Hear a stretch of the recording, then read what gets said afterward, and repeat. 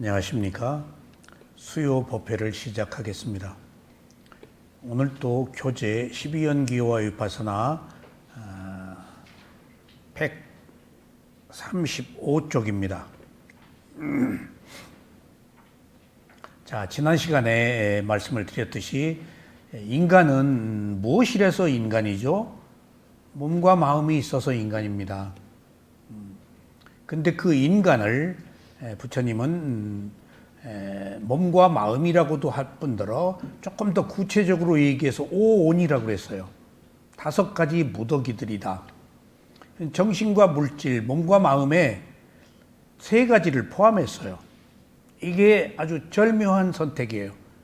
이게 최고의 지혜가 아니면은 말할 수 없는 내용이에요.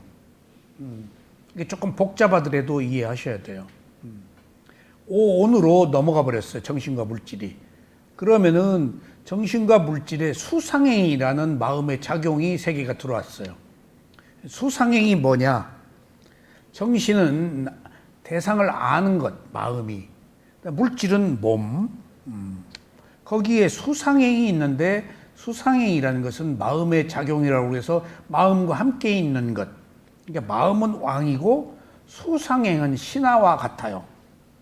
자, 그러면은 수상행 중에서 3가지. 첫째, 느낌은 뭐냐? 수. 우리가 살고 있는 것은 느낌으로 살아요. 6가지 감각기관이 6가지 감각 대상에 접촉할 때 감각이잖아요. 감각에서 일어나는 것들을 느낌이라고 그래요. 감수. 그러니까 느낌이 없으면 안 돼요. 그러니까 5가지 오온의 무더기들은 함께 항상 있어야 돼요. 그게 마음에 속해요, 느낌이.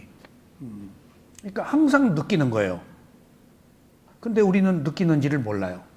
그러니까 좋아하고 싫어하고 괴로워하고 행복과 불행이 전부 느낌이에요. 근데 이 느낌을 우리가 모르기 때문에 그것을 나의 느낌이라고 안다고요.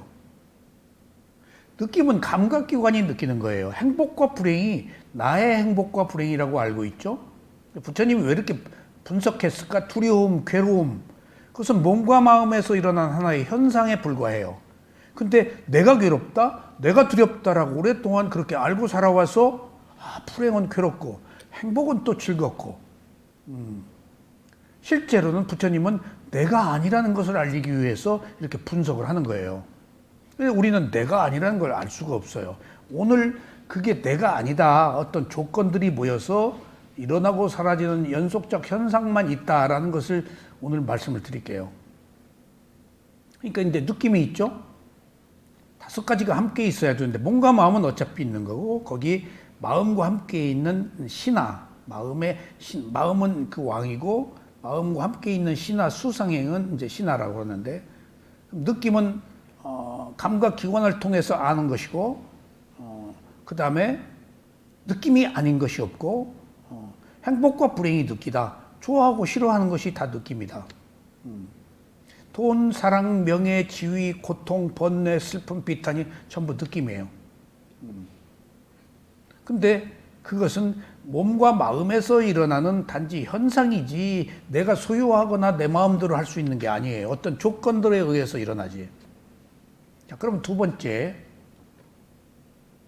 아직 이거 가지고는 내 느낌이 아니다라고 몰라요. 2번째. 상, 기억, 이미지네이션, 고정관념, 표상작용. 우리 다 모양으로 보잖아요. 모양은 굉장히 관념적인 거예요. 그리고 뭔가 상상하잖아요. 그 다음에 기억하잖아요. 과거를. 전부 상의 기능이에요. 선입관, 고정관념. 그러니까 예술가들이 상의 기능이 강해요. 그리고 샤만도 강해요. 딱 그 사람을 보면 그 사람이 가지고 있는 이미지, 표상이 딱 떠요. 그거 얘기해 주는 거예요. 그거에. 그러니까 우리가 꿈도 상이에요.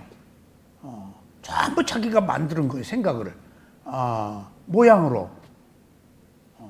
그래서 한국의 그 귀신은 뭐 도깨비 들고 뭐 두건 쓰고 옛날 설화에 나온 뭐 그런 그 전통적 문화로 귀신 하면 우리는 좀 무서운 그런 형상인데 일본 귀신은 뭘까? 소복한 귀신이에요. 소복한 여자 나오는 것은 일제시대에 들어온 귀신이야. 우리는 산이 많으니까 무당들이 산신령이라고 그래요. 근데 서양은 이런 우리같이 산이 없으니까 숲이 많으니까 뭐라 그럴까? 귀신을 ним프 요정이라고 그래요. 문화적 현상이야. 이거 우리는 산이 많으니까 산신령이고, 그러니까 달라요. 그러니까 그 ним프 요정들은 서양은 예언해주고 뭐 이끌어주고 도움을 주기도 하는데 우리나라 귀신은 뭐 좀 달라요. 그러니까 그 셰익스피어가 그 요정이 와서 예언해주잖아요. 네가 왕이 될 거다. 그 요정들이 나중에 셰익스피어 왕이 돼가지고 햄릿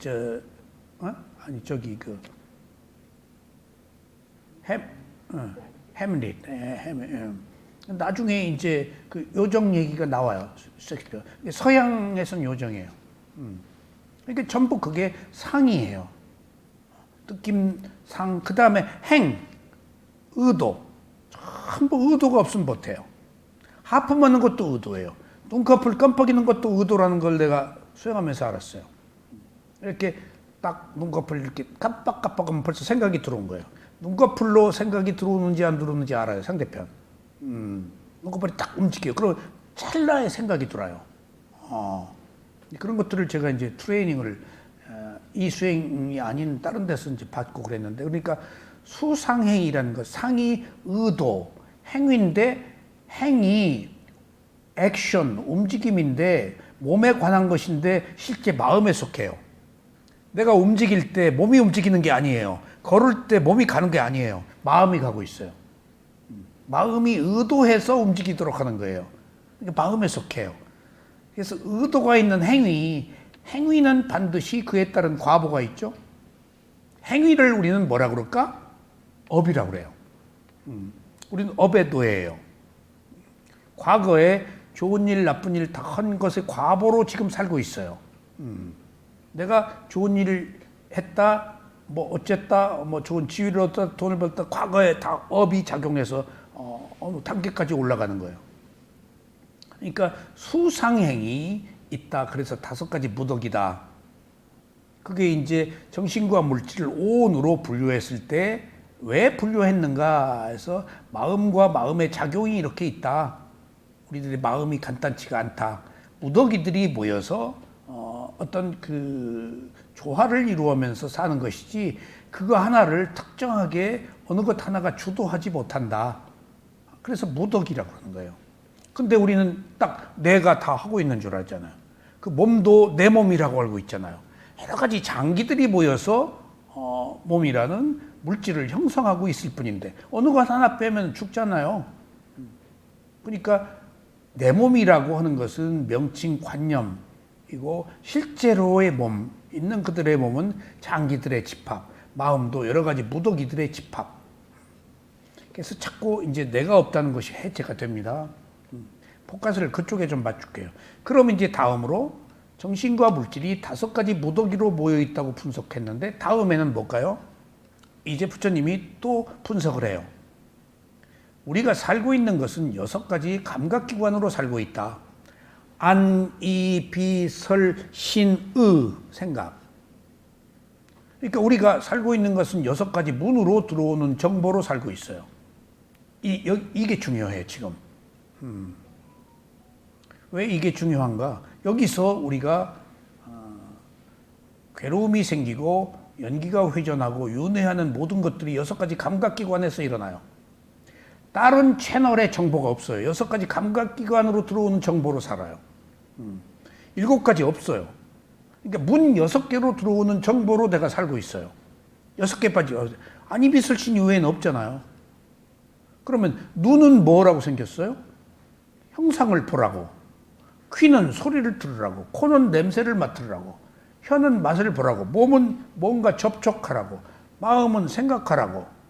이렇게 6가지 감각기관이 6가지 감각 대상과 접촉해요. 파사라고 그래서. 눈은 접촉하려고 있는 거예요. 귀는 소리를 들으려고 있는 거예요. 그러면은 이제 6가지 감각기관과 6가지 감각 대상을 합쳐서 12가지 장소라고 그래서 12처라고 그래요. 그러니까 6가지 감각기관이 6가지 감각 대상과 부딪혀서 이제 우리가 살고 있는 거예요. 근데 이때 감각기관이라고 말하는 6가지 중에서 안, 이, 비, 설, 시는 몸에 관한 거예요. 아까 오온에서는 마음, 물질 하나 빼고 마음 4가지를 보셔서 마음이라고 그랬죠. 이제 12처에서는 이제 마음은 하나고 이제 나머지는 전부 물질이에요. 그럼 감각기관은 물질이에요. 몸, 그러니까 눈도 물질이죠. 귀도 물질, 코도 물질, 혀도 물질, 몸도 물질.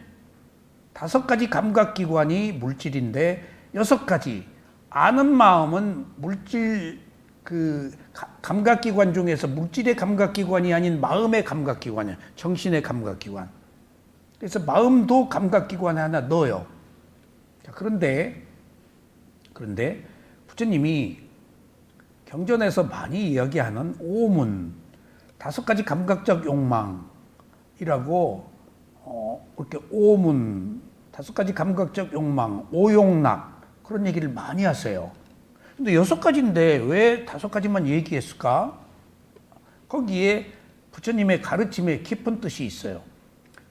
마음은 빼요. 항상 마음을 안 집어넣어요. 사람들이 몰라요. 마음이 있는지도. 그러니까 보통 일반적인 수준으로 마음을 들어가면은 삐꾸들이나 수행한 사람들한테는 용문을 얘기해요. 근데 일반 대중에는 마음 얘기 안 하세요. 그러니까 부처님이 딱 근기를 보고 그 사람에게 맞게 그 사람을 이해시킬 수 있도록 법을 설하기 때문에 맞추어서 하느라고 마음은 빼요, 늘. 지금 우리가 가장 중요한 것이 깨달음을 얻고 괴로움을 해결하는 데 필요한 지혜가 무상고모화인데 무상고모화 얘기 안 하세요. 누가 알고 있어요? 누가 알겠어요? 무상고모화를. 그건 지혜에 관한 문제고 얘기해도 몰라요. 지혜가 땄을 때 내가 없다는 얘기 미쳤죠. 내가 없다니. 그런 얘기 절대 안 하세요. 그냥 알아차려서 마음을 청정하게 해라. 개청정만 얘기하세요. 그럼 다음에 마음이 청정해진다. 그건 집중을 의미해요. 그리고 나서 지혜가 난다 해서 지혜나 이런 집중 이런 것들은 크게 다루질 않으세요. 알아차려라요. 알아차려라. 그래서 이제 조건이 성숙되면은 이제 마음이 고요해지고 고요해져서 집중이 되면 지혜가 나고 시작을 어떻게 만드냐 하는 것이지. 책에서는 이런 것들이 다 나와 있지만은 부처님의 가르침에서는 그런 걸 절대 빼요. 얼마나 쉽게, 얼마나 이해하기 좋게 말씀하시려고 하는지 몰라요.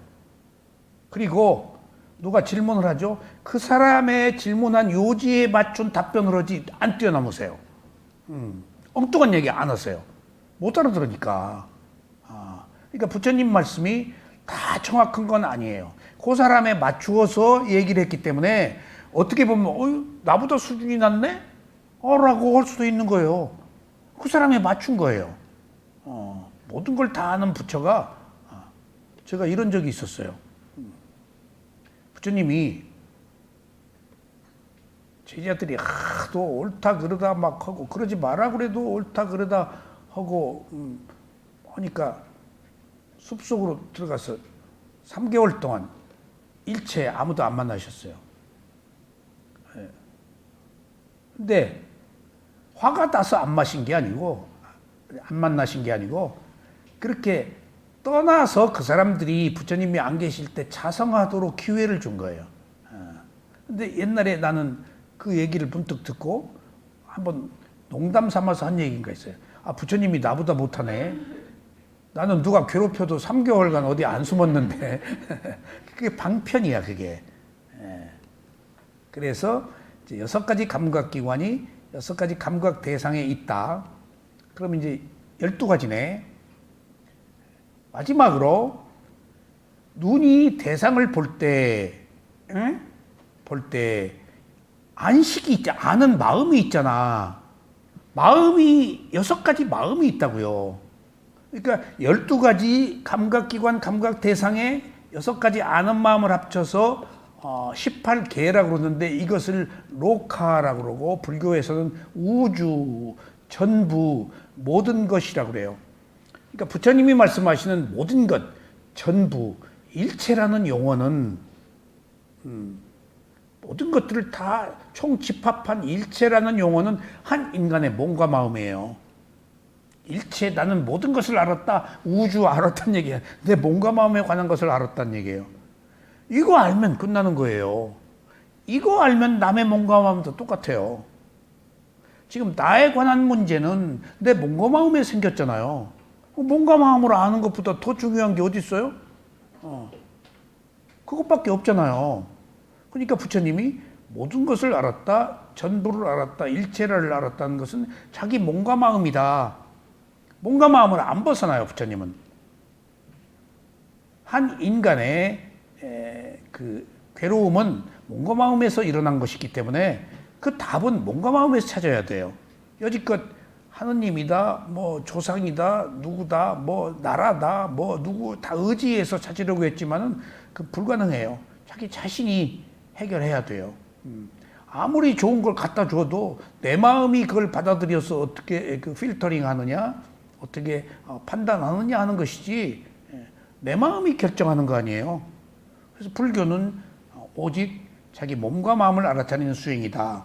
근데 지금 우리는 여지껏 12가지 18개 합쳐서 그것을 내 몸, 내 마음이라고 알고 있는데 지금 오늘 그것을 한번 분석해 보자고요. 오늘 여기 그 얘기예요. 자, 눈이 대상을 볼 때 이 재미없지만 들으세요. 눈은 물질이죠. 대상도 물질이죠. 그 다음에 눈이 대상을 볼 때 무엇에 의해서 보나요? 빛도 물질이에요, 물질 아니에요? 물질이죠. 그 다음에 아는 마음이 있죠. 무엇이라고? 그럼 4가지 조건이 물질에 의해서 마지막에 아는 마음이 형상을 보고 안 해. 그러니까 눈이 대상을 보고 빛에 의해서 마음이 없으면 보나 마나 해요. 마음이 알아야 최종적으로 그 인식이 가능하지. 그러니까 여기서 인식은 아까 말한 무엇이라고 고리표를 붙여서 아는 것을 인식하다라고 그러는데 의식은 아는 마음이에요. 인식은 상의 기능이고 의식은 아는 마음이야. 달라요. 그러니까 의식하지 뭐라고 아는 마음이 있어야 뭐라고 받아들여서 결론을 내지. 그러면 보세요. 눈이 하나, 대상을 보고 둘, 빛에 의해서 그리고 빛 없으면 모르죠. 컴컴한데. 그 다음에 무엇이라고 알아. 몇 가지 조건이 아는데 필요했죠? 4가지 조건. 그러면은 이게 원인과 결과예요. 눈이라는 원인으로 대상이라는 결과. 눈과 대상이라는 결과로 빛이 원인으로 빛이 결과. 눈과 대상과 빛을 원인으로 무엇이라고 아는 마음이라는 결과. 이게 여기서 원인과 결과가 다 성숙돼요. 그러면 보세요. 이제 지금껏 내가 보고 알았다고 생각했죠. 근데 부처님은 조건이 알았다. 원인과 결과가 알았다. 네가 아는 게 아니다. 그런 4가지 조건들이 모여서 아는 하나의 과정들이 이루어져서 무엇이라고 하는 거예요. 그 중에 하나만 빠져도 모른다. 눈이 빠져도 안 되고 대상이 빠져도 안 되고 빛이 빠져도 안 되고 아는 마음이 빠져도. 그러니까 이것을 편의상 내가 안다, 내가 본다라고 말하지 실제 거기에 나라는 것은 없다.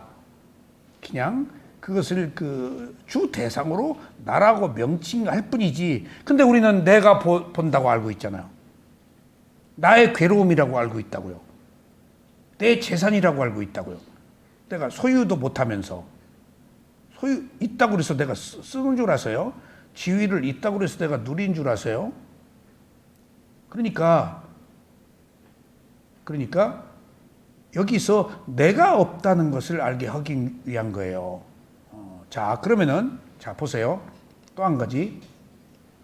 눈이 대상을 볼 때 이제 부처님은 있는 그대로 봐라라고 이제 위파사나 수행의 조건이 들어와요. 눈이 대상을 볼 때 선영 씨가 예뻐졌네. 왜 이렇게 좀 지난주보다 훨씬 예뻐졌어? 가상이에요.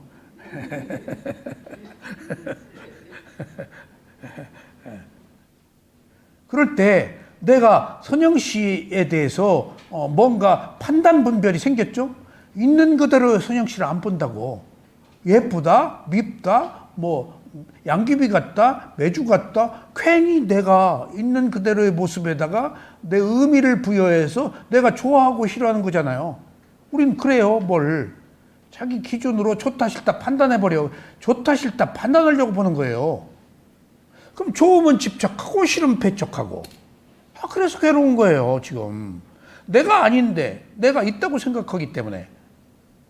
그래서 이런 부처님이 우리가 일상적으로 가지고 있는 우리들의 그 행복과 불행, 즐거움과 괴로움에 대한 그 번뇌를 줄이기 위해서 부처님이 있는 그대로 봐라라고 그러세요. 좋아하고 싫어하지 말고 봐라. 놓고 봐라. 개입하지 말고 봐라. 근데 우리는 못 그래요. 판단하려고 보고 분석하려고 보고 좋아하고 싫어하려고. 그게 다 상 이미지네이션이에요. 호불호로 봐요. 내가 있기 때문에 내 기준에 대비해서 맞으면은 좋다 그러고 싫으면 배척해버려. 괜히 나와 무관한 사람도 예쁘다 밉다 하고, 그냥 지나가는 사람도 뭐 지나가는 자동차, 지나간 집, 그 숫자를 잘 외우는 사람은 지나가는 자동차 딱 우리 집 차 숫자하고 같네 뭐. 아니 그렇게 숫자가 보여? 보인대. 예. 그러니까 여자들의 경우는 특별한 것을 보더구만. 형상을 보지 않고 형상을 구성하고 있는 뭐 핀이라든가 뭐 스카프라든가 귀걸이라든가 그런 그 탐색 능력이 있대. 그러니까 미얀마 스승이 여기 왔을 때 따라온 그 시자가 남대문 시장 가자고 그래서 갔더니 브로치를 그렇게 사달라고. 미얀마 한국 영화 보니까 한국 사람이. 그래서 쓱 하는데 어떻게 눈이 있는지 외제 브로치만 다 집어. 국산도 좋은데 딱 집으면 외제야, 플란스제. 야, 이 사람 눈 있다. 근데 물어보면 굉장히 비싸더라고. 그래서 이제 값이 얼마냐, 내가 다 사주겠다, 외제도. 했는데 국산은 손을 안 집어. 외제는 또 비싸니까 또 놓더라고. 아니 사라, 괜찮다. 그래서 웬 브로치를 그렇게 사냐 그랬더니 한국 간다 그러니까 여기저기 한국 영화를 그렇게 많이 봐요. 그게 좋은 그 문화 작전이었어요. 우리나라 영화 만든 거 있죠? 동남아시아에 거의 무료로 준 것 같아요. 그 사람 돈 받고 살 수 없으니까. 문화가 전파된 거예요. 한국 문화가. 그래서 보통 오빠는 다 알아요. 오빠는 다 알아요. 우리 가도 오빠 그래요. 한국말을 연속극을 계속 하니까. 그리고 다 한국 잘 살잖아요. 다 그렇게. 그래서 저 만달레이 그 일레 호수 거기는 호수 물에 사는 사람들인데 직무를 하는데 그 직물에 우리나라 영화배우 그 사진들이 다 붙어 있어. 그러니까 이제 그런 영화들을 보고 한국 사람들이 입는 그 옷이며 여자들이니까 브로치를. 그래서 웬 브로치를 사려고 그랬더니 한국 간다고 그러니까 브로치를 그렇게 주문한 사람이 많다. 그러니까 여자들이 뭘 볼 때 모양을 안 보고 그런 디테일한 부분들을 보는 것 같아. 어쨌거나 누가 무엇을 볼 때 내가 본다라는 것은 선입관이고 상징적인 의미로 내가 본다고 생각하지만은 조건이 본다. 그런데 부처님은 하나 더 나아가서 볼 때 있는 그대로 봐라 라고 말씀하시는데, 있는 그대로 볼 때는 몸과 마음은 느낌이 있잖아요. 있는 그대로 볼 때에는 느낌이 드러나요. 있는 그대로 안 보니까 느낌을 못 봐요. 그래서 있는 그대로 아무 선입관 없이 딱 보면은 대상이 변하는 게 보여요. 무상이. 대상이 항상하지 않고 변한다. 똑같지 않다. 그러니까 그 세월이 가는 거에 대해서 무상을 느끼죠. 그리고 몸과 마음의 용모가 달라지는 것, 하루 다르게 주름살이 생기고 뭐 피부가 어쩌고 여러 가지 그 두드러진 현상이나 미세한 현상들이 변화들이 감지돼요. 있는 그대로 보면은. 이게 부처님이 있는 그대로 보라고 하는 이유가 왜 있는 그대로 보라고 그랬냐. 선입관을 배제하고 옳다 그러다 하지 않고, 그리고 있는 그대로 보면은 제일 먼저 몸과 마음이 가지고 있는 그대로의 현상은 무엇까? 무상이 보인다는 거예요. 변한다가 같지 않다가. 호흡이 같지 않잖아요. 오른발 왼발이 같질 않아요. 우리 마음이 항상 왔다 갔다 마음 몇 번도 못 붙잡고 있어요. 몇 분도 못 붙잡고 있어요. 왔다 갔다 그게 변하는 거예요. 여기서 쑥 저기 쑥 여기 쑥 저기. 몸의 느낌이 계속 변하잖아요. 여기 아프고 저기 아프고 막 잠시도 가만히 있질 않아요. 그것이 혼란이잖아요. 혼란이다고요.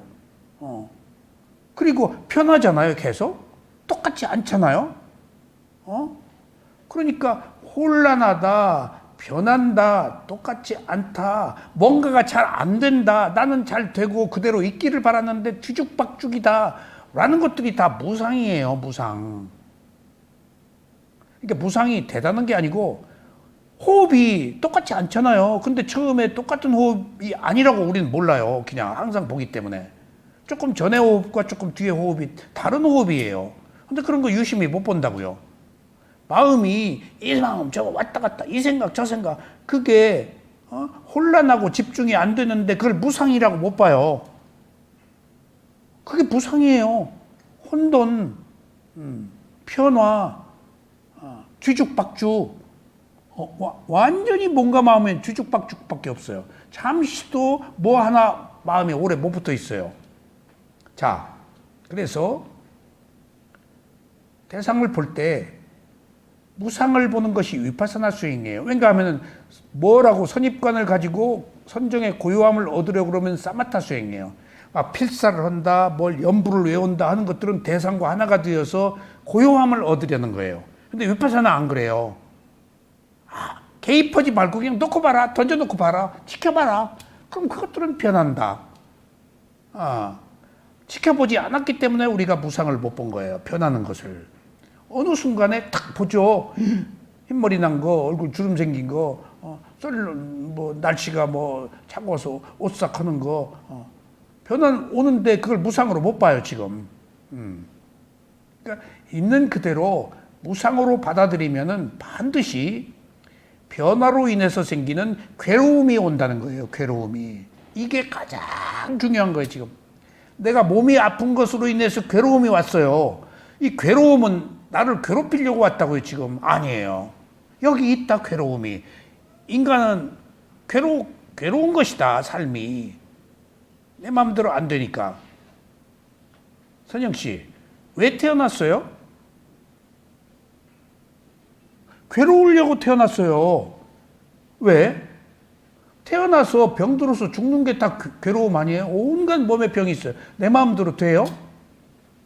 내 마음대로 안 되잖아요. 그 다음에 만나고 싶은 사람하고 늘 만날 수 있어요? 만나기 싫은 사람하고 늘 또 만나야죠. 예. 남편은요? 만나고 싶어서 늘 만나겠지. 하여튼 때로는 믿기도 하겠지. 어차피 만나기 싫은데도 만나야 되고 만나고 싶은데도 못 만나고 살잖아요. 내 마음대로 돼요? 사는 게 모두 괴로움이에요. 근데 원래 사는 게 괴로움인데 태어나서 경쟁하고 남보다 앞서야 되고 앞서서 내가 설령 1등을 했다고 그래도 만족 못해요. 1등보다 더 뛰어난 것을 원하지. 그거 1등 아니에요. 순간적인 착각이에요. 1등이 어디 있어요? 최고가 어디 있어요? 그 순간의 마음이 경험하고 또 딴 마음이 들어요. 근데 그걸 내 마음이라고 알고 있고 오랫동안 기억하고 가지고 있어요. 내가 어떤 사람이다. 내가 어떤 지위를 얻었다. 내가 돈이 얼마나 많았다. 그러니까 저도 그 사회생활할 때 어떤 그 조금 좋은 그 엘리트 그룹에 들어갔는데 그분들이 다 은퇴하고 다 과거 얘기만 하더라고. 내가 뭐 젊어서 뭐 했을 때 그때 나는 젊었을 때 과거의 향수에 저렇게 사는구나. 그러니까 그때 저보고 당신은 젊어서 좋아. 하나같이 그랬어요. 지금 다 돌아가셨는데. 그런데 내가 지금 젊은 사람 보고 당신은 젊어서 좋다. 안 그래요. 나 젊은 시절로 돌아가기 싫어요. 왜? 내가 돌아가서 지금보다 나은 삶을 살 줄 알아요? 그런 보장이 어디 있어요? 똑같은 삶을 살 거예요. 아마 이 에너지가 어디 가요? 근데 뭐로 또 경험해? 부끄러운 과거를 갖다 놓으면 내가 새로운 삶을 살 것 같아? 똑같이 살아요. 어쩌면 더 나쁜 삶을 살지도 몰라요. 그나마 정신 차려서 여기까지 왔는데 삐걱하면 떨어지죠. 뭐로 그 젊은 시절로 가요? 그러니까 무상을 못 받아들이고 있는 거예요. 바뀐 것을. 그러니까 자 보세요. 이제 감각기관에 들어간 이유는 무상고모가 나와서 왜 부처님이 몸과 마음을 있는 그대로 알아차리려고 했느냐. 먼저 변한다는 것을 보아라. 그럼 변한다는 것으로 인해서 괴로움이 오면은 이제 괴로움은 우리는 괴로워서 괴롭지 않으려고 그러는데 원래 괴로운 것이다. 괴로움이 있다. 괴로울 수밖에 없다. 그러면 안 괴로워 이제. 괴롭지 않으려고 해서 괴로운 것이지. 올만한 게 왔다라고 그러는데 뭐 어떨 거예요. 받아놓은 밥상인데. 근데 그것을 거부하고 두려워하고 탈피하려고 그러니까 지금 문제가 붙는 거예요. 나한테 온 모든 조건들을 올만해서 왔네? 라고 받아들이고 새로운 활로를 열면 되는 것이지. 안 받아들이면 활로가 열리질 않아요. 마차로 다 말아요. 내가 이길 수는 없어요, 세상을. 업의 과보를 이길 수도 없고, 내가 무슨 힘이 있냐고요, 세상에 대해서. 내 몸과 마음 하나도 제대로 못하는데. 내가 할 수 있는 일은 나한테 온 일을 먼저 받아들이는 거예요. 받아들이면은 우선 내 마음이 편하잖아요. 그러면 그런 대로 또 살만해요. 고통이 왔다 하더라도. 실제 저도 이런저런 고통을 겪었을 때 사업하면서 겪었죠. 누구한테 부도를 맞아가지고 좀 크게 한번 맞고 그 사람을 좀 도와주었는데 이렇게 마음이 통하면은 위험을 느끼면서도 도와줬는데 이제 결과가 안 좋았어요. 그러니까 막 그것을 못 받아들여서 사실은 그것 때문에 내가 미얀마가 수행을 했어요. 싫더라고요, 더 이상. 그러니까 그런 괴로움이 오히려 나를 해방시키고 눈을 뜨게 했어요. 그리고 안 괴로우려고 그러는데 불가피한 거네? 라고 받아들이니까 난 거기서 삶이 전도된다는 것을 한번 느꼈어요. 그 순간 내 마음이 어떻게 딱 이건 올 수밖에 없었다. 나의 어리석음이다. 라고 하니까 누구를 원망하나 나한테 괴로움을 그 사람도 아무 미움도 없고 서로 조건에 의해서 그랬으니까. 그때는 아직 이 수행하기 전이니까. 그리고 나서 착 한순간에 새로운 세상이 탁 열렸어요. 내가 기존에 살아왔던 세상이 아닌 욕망이 그때 사라진 현실을 받아들이는 세상이었던가 봐요. 그 뒤에 또 미얀마에 가서 수행을 하는데 밖에 못 나오는 데 들어가 수행을 하는데 조금 이제 수행이 깊게 들어갔죠. 어느 날 내가 수행 앞에 딱 숲이 있고 새들이 아침 막 시끄럽게 와서 울고 아주 아름다운 숲이 내 방 안에 쫙 막 광대하게 펼쳐져 있어요. 딱 어느 순간 아침에 수행을 하다가 탁 그걸 보니까 내가 지금까지 아까 그 고통을 받아들였을 때 내가 탁 전도되는 어떤 새로운 삶의 지평 눈을 한번 떴다면은 거기서 탁 이렇게 봤을 때 기존에 내가 보던 세계가 아니야. 완전히 새로운 세계야. 있는 그대로의 세계야. 예쁘다 밉다도 없고 그냥 거기 숲이 딱 있었어. 그리고 나는 보았어. 매우 평화로웠어. 그래서 내가 그 책 제목을 보니 거기 세상이 있다라고 그 수행 중에 스승하고 인터뷰한 내용을 굉장히 깊은 내용이 많아요 거기. 뭐 그 아주 그 깊은 내용 인터뷰한 내용을 내가 그 책에다 다 옮겨놨어요. 그러니까 그때 또 새로운 세상을 봤어요. 그러니까 우리가 내가 본 세상하고 지금 새로운 세상은 계속 바뀌어요. 나의 세상이다, 내 몸이다라고 보는 세상과 있는 그대로의 세상은 달라요. 그냥 있는 그대로의 세상으로 갈수록 나는 덜 괴로워요. 완전히 다른 차원이에요. 이게 세속에서 출세관으로 가는 거예요, 지금. 세속에서는 감각적 욕망으로, 자존심으로, 어떤 뭘로, 그런 시각으로 먼저 보거든요. 나라는 시각. 괴로움을 싫어하고 행복을 좋아하는, 그냥 괴롭든 행복하든 그것은 하나의 현상으로 보면은 다른 세계가 보여요. 근데 그런 것들이 다 어떻게 오느냐? 반드시 괴로움을 통해서 온다고요. 괴로움을 통해서 뭔가 새로운 것을 찾으려고 하니까 새로운 시각이 보이는. 안 괴로우면 안 찾아요, 그거. 자, 그래서 보세요. 부처님이 대상을 있는 그대로 보라고 그랬을 때, 제일 먼저 변화, 무상이 보인다고 그랬죠? 무상이 보이면은 이제 좀 깊게 들어갑니다. 괴로워요, 안 괴로워요? 괴롭죠. 근데 괴로움을 해결하려고 하겠어요, 안 하겠어요? 하죠. 근데 괴로움이 해결돼요, 안 돼요? 안 되지. 그때 위대한 지혜인 무아의 지혜가 나와요. 무아가 내 마음대로 안 된다라고 하는 것이 최고의 지혜예요. 재산을 잃고 지위를 잃고 몸이 병들고 아무 소용 없어요. 그 마음 하나 청정하면은 올만한 게 왔네. 라고 그 마음 하나 바꾸면은 나한테 온 불편부당한 것도 다 수용하게 돼요. 농담 아니에요. 통증도 오히려 반가워요. 안 졸리니까. 통증이 오히려 반가워요. 내가 다 받아들이게 되니까 통증이 있어서 아파 죽겠네가 아니고 통증이 있어서 차만 넣어서 좋네. 다 내가 마인드를 긍정적인 마인드로 바꾸게 되더라고요. 이것이 우리가 수행을 해야 되는 이유예요.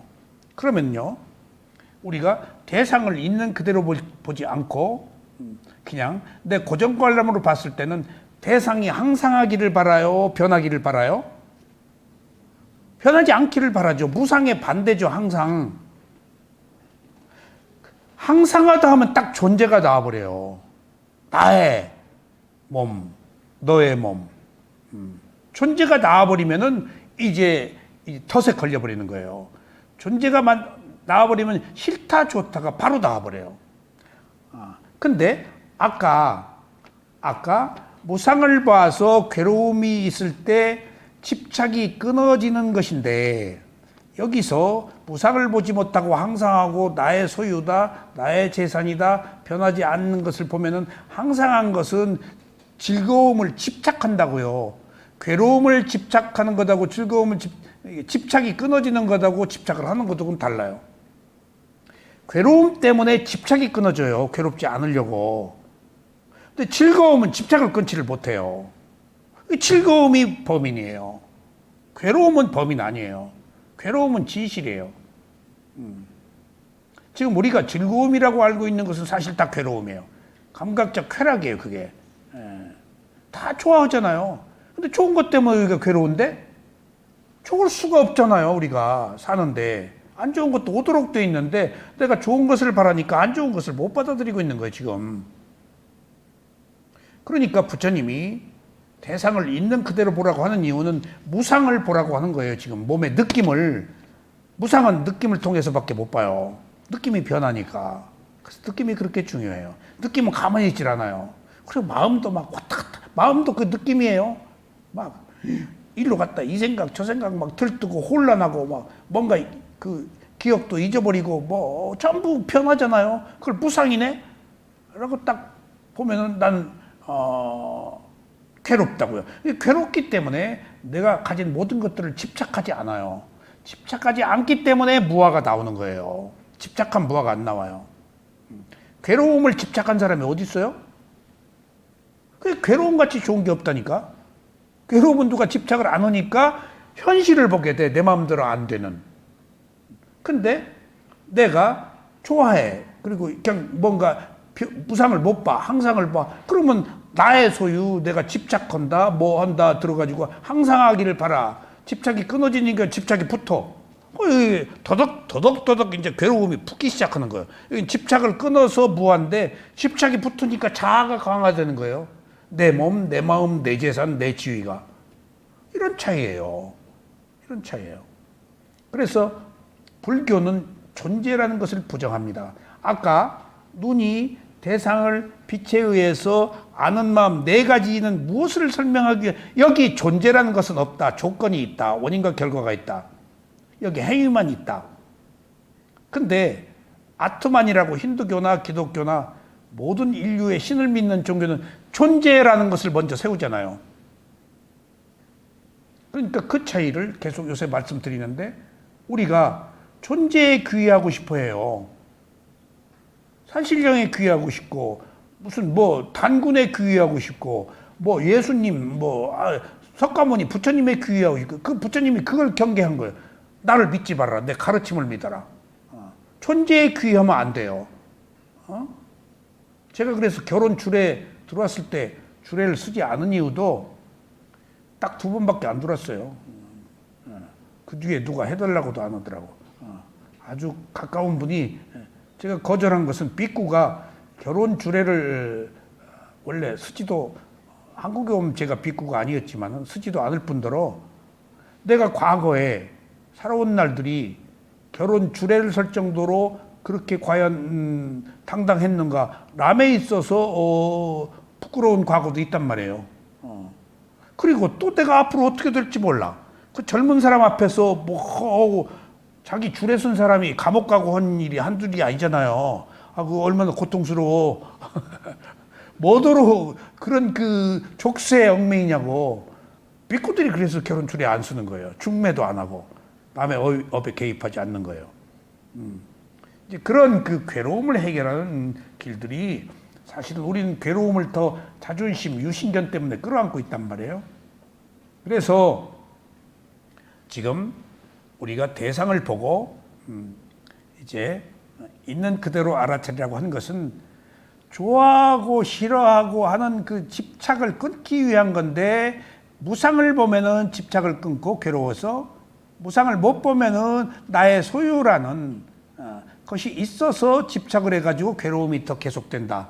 괴로움을 있는 그대로 보면 안 괴로운데 즐거움을 있는 그대로 못 보아서 더 괴로운 거예요. 지금 거꾸로예요. 지금 거꾸로라고요.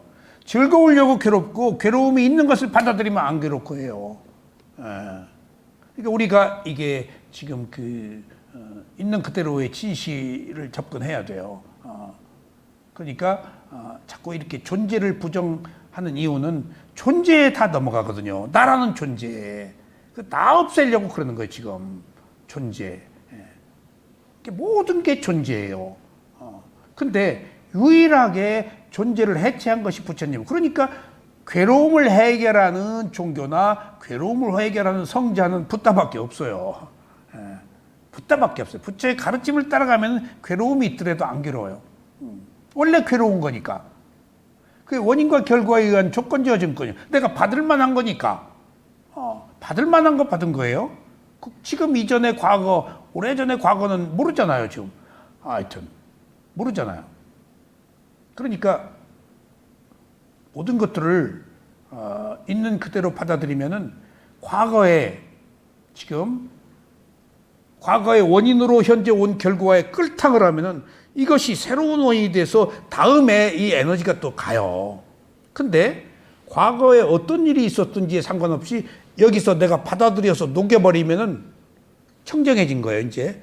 번뇌가 없어져요. 그러면 지금 이후에 오는 생명이 내가 유산을 상속하지 않는 거예요, 이 괴로움을. 우리는 다 지금 이후에 다음 생명에게, 나로 인해서 오는 생명에게 나의 에너지를 지금 주고 있다고요. 저는 그것을 느꼈어요. 아하, 내가 막 살아왔는데 그리고 문학한다, 음악한다, 연극한다, 술을 그렇게 퍼먹고 몸이 이게 무슨 죄냐 해서 20일 단식을 4번 했어요. 몸이 무슨 죄야? 그러니까 철이 들은 거야. 허구한 날, 야, 이게 내 마음으로 몸이 무슨 죄야? 몸도 좀 살피자. 하는 생각이 과거에 있어서 그랬는지 요즘에도 과거나 현재나 내가 아니지만은 나로 인해서 생긴 그 업의 과보는 어느 생명, 다음 생명은 받을 거 아니야. 나는 아니지만 나로 인해서 온 생명이 있잖아. 그 생명에게 좀 좋은 거 물려주고 싶은 마음이 있어요. 좀 안 괴로운 거. 내가 좀 여기서 청정하게 해가지고 그냥 오물 더덕더덕 붓고 욕심 붓고 그런 거 그대로 가거든요. 그대로 가요. 내가 조금 필터링해서 깨끗하게 물려주고 싶어요. 이건 도덕적 양심 같아요. 그런 생각이 어느 순간부터 들었어요. 이 수행을 하면서 들었어요. 내가 없다라고 하지만은 내가 없다는 것은 나란히 되어야 없지. 아직도 나는 있죠. 근데 이론적으로 내가 아니라고 할지라도 도덕적으로 청정한 것을 물러줘야겠다는 어떤 자각이 일어나더라고요. 그러면 내 마음이 편하다고요, 지금. 중요한 것은. 그런 마음을 갖는 것이 지금 현재 여기 있는 내 마음이 편하다는 거예요, 지금. 내가 지금도 지금 조금 고통스럽더라도 내가 있는 그대로 알아차려서 지금 이후에 좋지 않은 에너지를 물려주지 않으려고 하는 이 마음이 나한테 기쁨을 주잖아요. 현재도 행복하고. 그것이 이익이에요, 지금. 지금도 좋고 지금 이후도 좋고. 그런 것처럼 우리는 항상 내가 있다 없다라는 문제 때문에 모든 게 걸려 있는데 처음부터 내가 없다라는 것은 불가능합니다. 무상을 봐야 돼요. 무상을. 부처님이 무상까지만 얘기하세요. 근데 무상도 많이 얘기하지 않으세요. 일어나고 사라진다고만 얘기해요. 무상이라고도 안 해요. 일어나고 사라진다. 그게 무상이에요. 같지 않다. 그래서 세상에 선정수행은 막 대상과 한 해가 돼서 억눌러. 그래서 고요함, 즐거움, 평화를 얻어. 선정의 평화가 있어요. 파사나 수행은 그렇게 얘기를 하잖아요. 냅둬. 개입 안 해. 그럼 그것 자체가 혼란해, 뭔가 마음이. 그럼 수행이 잘 안 돼. 안 되는 것도 무상이다니까. 뒤집어지는 것도 무상이고, 망상이 왔다가 통증 쑤시고, 막 결리고, 막 몇 분 있다 졸고, 전부 똑같지 않잖아. 그게 지금 내 몸과 마음에서 혼란, 변화, 그것들이 있는 그대로 드러나고 있는 거라서. 근데 이것을 누가 위파사나 수행의 대상을 수행이 잘 안 되는 것을 받아들이겠냐고요. 그러니까 위파사나 수행이 뭔지를 알기가 어려워요. 그렇게 위파사나 수행은 고급한 수행이에요. 혼란을 받아들인다는 것은 대단한 거예요. 그러니까 이 혼란을 받아들이는 것이 무상이기 때문에 그래서 위파사나 수행은 선업에 공덕이 없는 사람은 받아들이기 어려운 것이 지금 우리가 뭔가 바라고 있는 염원하는 그 정화된 그 다음에 청정한 그 다음에 순결한 그런 것과는 전혀 반대예요. 위파사나는. 개입을 안고 그냥 뒤집어진 상태를 개입 안고 놓고 보니까 거기서 고통, 혼란이 무상이네, 괴로움이네 라고 알아서 생명의 특성, 무상고무화를 오히려 알 수 있는 기회다고요. 그런 모든 불편한 것들이 잘못된 것들이라고 판단. 누가 무상고무화를 좋아해요?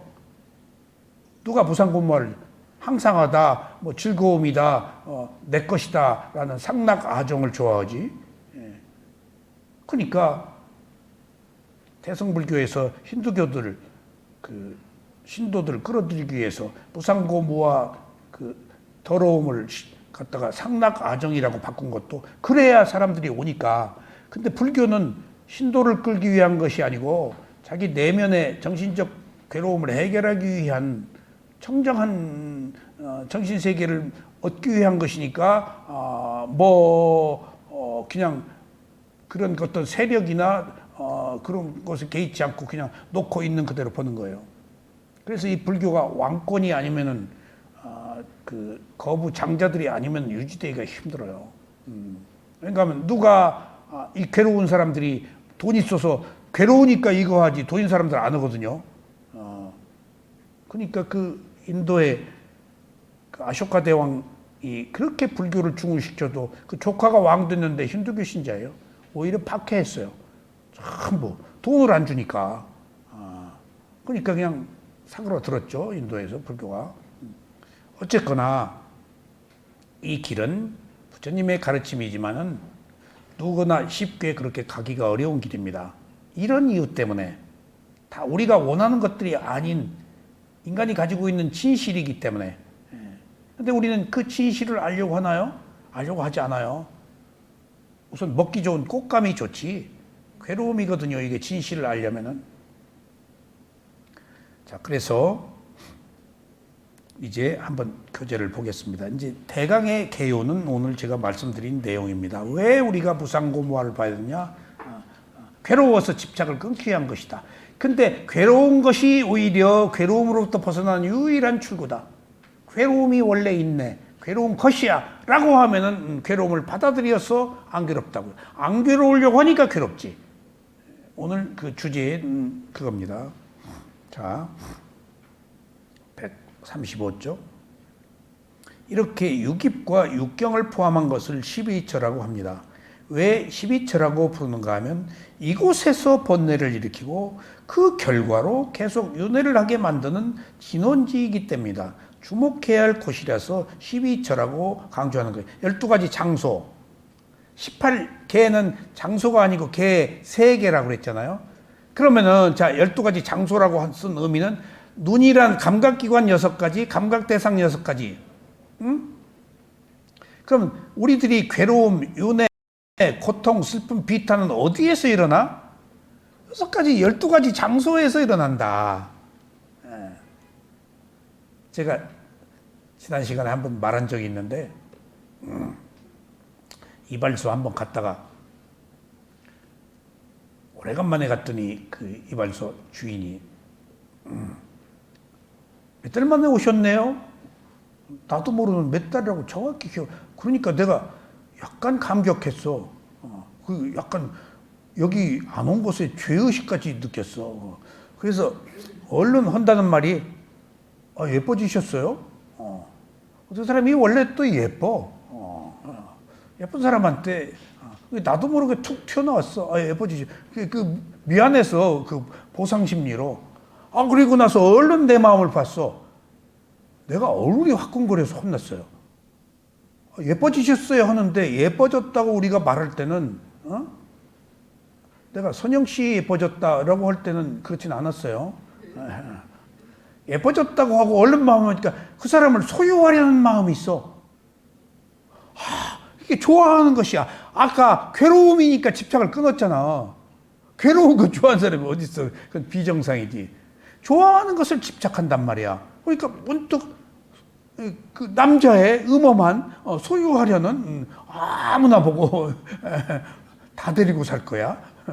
어쨌든 이 순간순간의 마음이 좋은 것에 혹해가지고 그냥 무심히 했지만은 얼른 내 마음을 봤기 때문에 숨겨져 있는 그런 걸 봤어요. 그리고 막 내 얼굴이 그 내 속마음을 읽으니까 들킨 것처럼 화끈화끈 하더라고. 그래서 그리고 엊그제 한번 갔어. 또 이제 그런 마음이 있나? 미리 마음을 딱 보고 앉아가지고 그 예쁘다 소리도 안 했을 뿐더러 그 사람의 미모를 판단도 하지 않을 뿐더러 그냥 그 평정한 마음으로 수행하고 나왔어. 한번 그걸 겪었기 때문에. 한번 겪었기 때문에. 그러니까 우리들이 괴로움은 한번 뒤집어 져버리면 그것이 괴로움이라고 알면 다음에 면역이 된다든가 그렇지 않을 가능성이 생긴다는 얘기예요. 지금 한번 우리들에게 오는 경험들은 다 하나의 과정으로 지혜를 얻게 하는 수단, 그 고통을 경험하고 다음엔 그 고통을 겪지 않도록 하는 하나의 그런 수단으로 삼자는 얘기예요. 또 제가 저희 집 갈 때 서울 끝나고 성남 들어가는 쪽으로 딱 지금 동서울대학교 거기 경원대학교가 뭔 대학교로 바뀌었대. 탁 지나면서 구린내가 탁 나요. 썩 차를 타고 가면. 탁 지나면 어디 그 뭐가 있는가 봐요 거기에. 탁 그러면 기분이 탁 나쁘지. 상당히 지나간 구린내가 있어. 기억하고 있는 거야. 그러니까 얼른 알아차렸지. 그러니까 이게 어디서 나. 그러니까 아차 내가 못 알아차렸구나. 지나고 나서 구린내가 나는 것이 싫다고 반응하고 나서 나중에 알아차렸어. 못 알아차렸네. 그러기를 2번 그랬어. 그리고 또 못 알아차렸네. 그리고 다음에 거기 지나갈 때는 못 알아차려서 싫다고 반응한 것 때문에 얼른 그냥 냄새가 나네? 라고 그 다음에는 알아차려서 싫다라는 반응을 내가 안 했어요. 그렇게 우리가 나한테 일단 온 괴로움은 경험으로 삼아서 다음에 그런 괴로움을 또 겪지 않으라는 그런 어떤 과정, 하나의 단계적 과정, 그런 조건이라고 이해해야 돼요. 나한테 온 모든 괴로움은. 또 똑같은 것을 경험하잖아요. 반복되잖아요. 똑같이 태어나서. 어제 그제 있었던 일 또 뒤집어져 가지고 또 반응하고 괴로워하잖아요. 그러니까 못 알아차린 거예요 지금.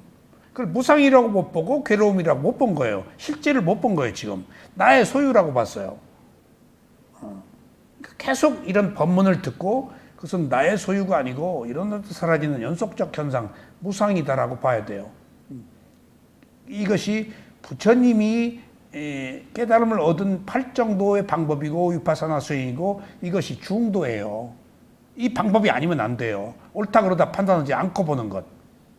거기서 대상의 진실이 나오기 때문에. 그렇지 않으면 선입관을 가지고 보기 때문에 진실이 눈을 가려요. 나는 무명으로 태어났고 가래를 가지고 태어났기 때문에 있는 그대로 볼 수가 없어요. 우리는. 얼마나 오랫동안 내 뜻대로 살아왔는데 그게 가능하지 않잖아요. 그래서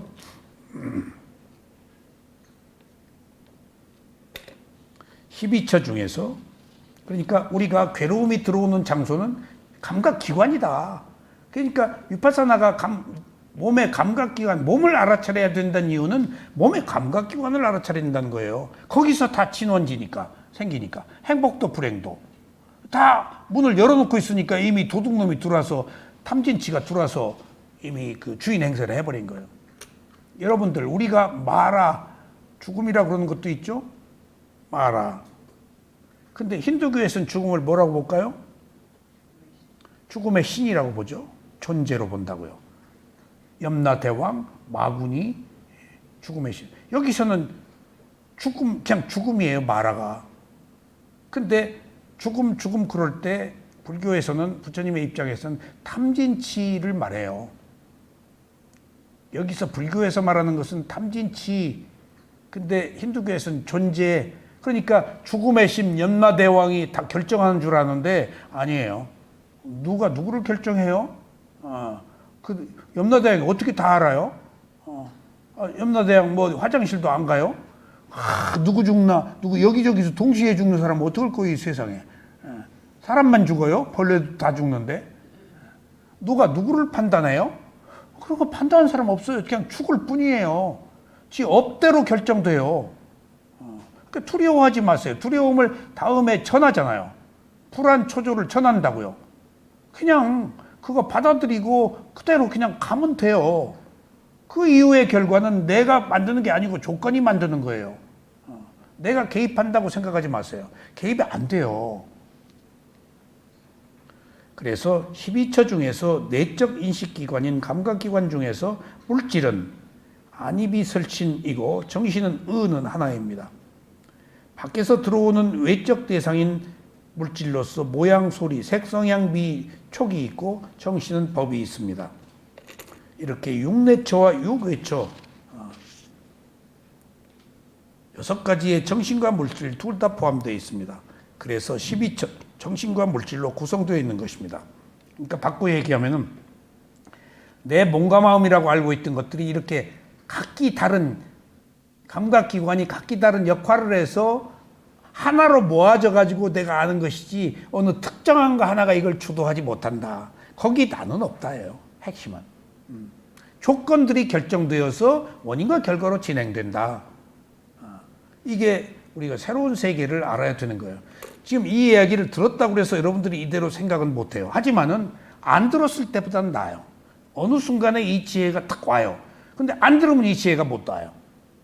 이렇게 갈 수가 없어요. 이 지혜를. 부처님이 하신 이 말씀대로. 들었기 때문에 언젠가 여러분들 스스로 이것이 지식이 아닌 지혜로 탁 와서 어느 순간에 하고 벌어지면 내가 아니네. 여기 나 없네.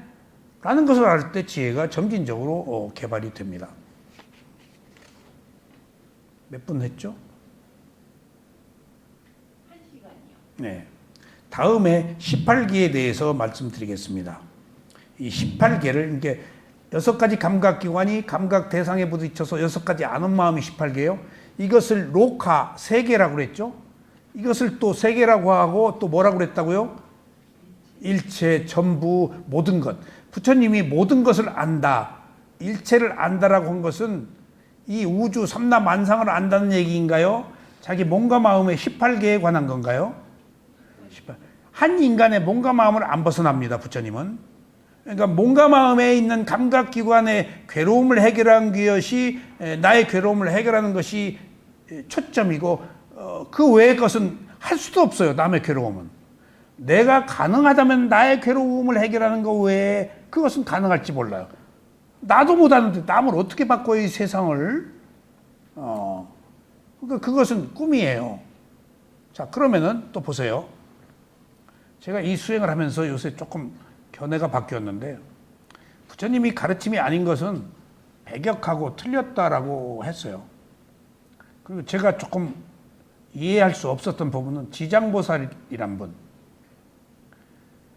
이 세상에 모든 사람이 다 깨달아서 괴로움으로부터 벗어나 한 사람이라도 남아있으면은 나는 그때까지 깨달음을 얻지 않겠다? 이상의 극치지. 그게 가능해? 그게 가능해? 이상이야. 근데 이 세상은 그런 이상에 현혹돼. 멋있잖아. 멋있다.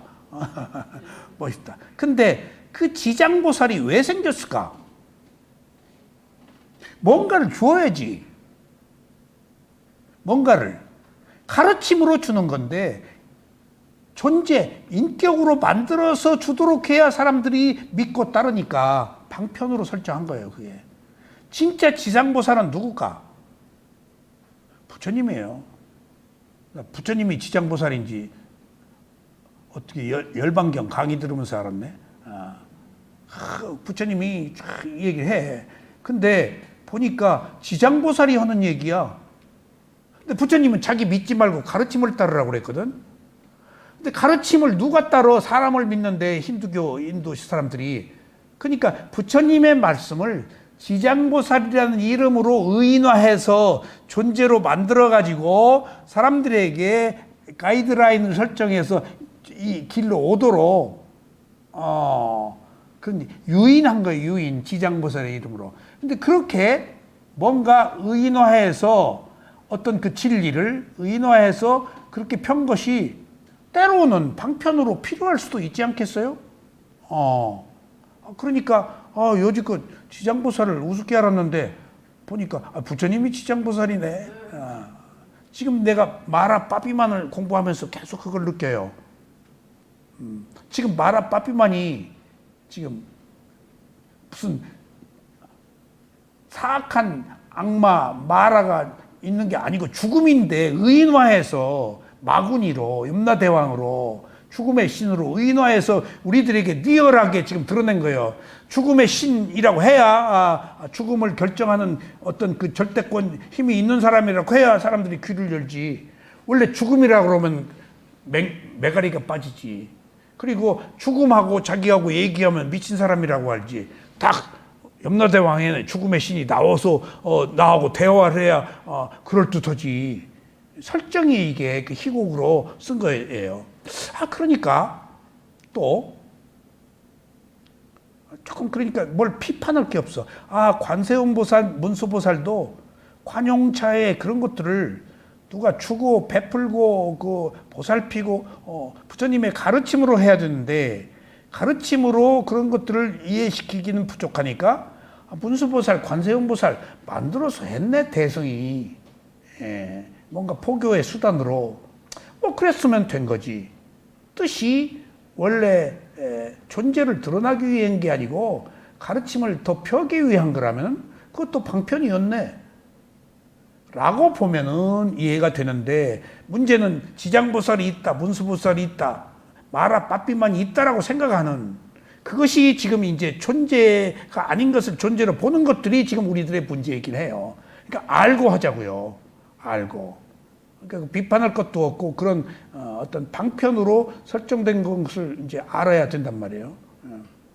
그런 겁니다. 우리가. 그러니까 무엇을 그렇게 결연코 부정할 일도 아니더라고요. 다 그렇게 될 수밖에 없었던 하나의 설정. 그런 것들도 우리가 귀담아 들을 만 하더라고요. 제가 그래서 좀 사람 됐습니다, 요새. 그러니까 내가 편해 죽겠어.